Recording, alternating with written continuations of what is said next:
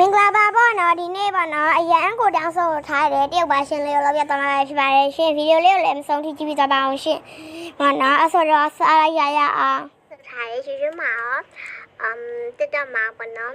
တရုတ်ပါရှင်လုံနီလေးကိုပြပြပေးသွားမှာဖြစ်ပါဆိုတော့ဒီကြည့်ပေးကြပါအောင်ရှင်ထမဦးဆောင်ပေါ့နော်ခုကဲပေါ့နော်ခုကဲလေးကိုပြန်ပါမယ်ခုကဲကိုနှိမ့်မယ်ပေါ့နော်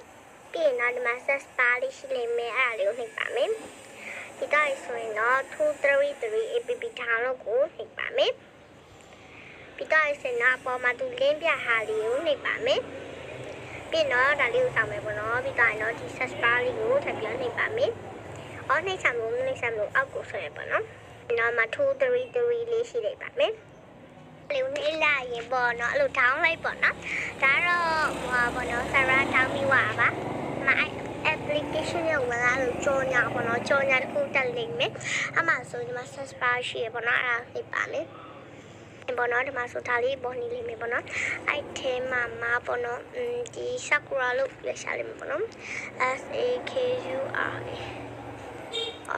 အေးပေါ့နော်လို့လေးရှာလိုက်ပါမယ်အေးလို့ပြီးရင်ဒီနာခလုတ်ကိုနှိပ်ပါမယ်ပြီးရင်တော့ဒီခလုတ်ပေါ့နော်ဒီအောက်ကခလုတ်ပါအဲ့ထဲနှိပ်ပါနောက်ထဲဝင်သွားပြီပေါ့နော်ပေါ့နော်ဒါတော့တရုတ်ပါရှင်းလေးပါအဲ့ထဲဝင်သွားဆိုရင်အဲ့လိုမျိုးအင်ကြီးနဲ့လို့ရတာပါပြီရှင်အဲ့မဲ့ပပမနော်အရင်ချစ်ပါရှင်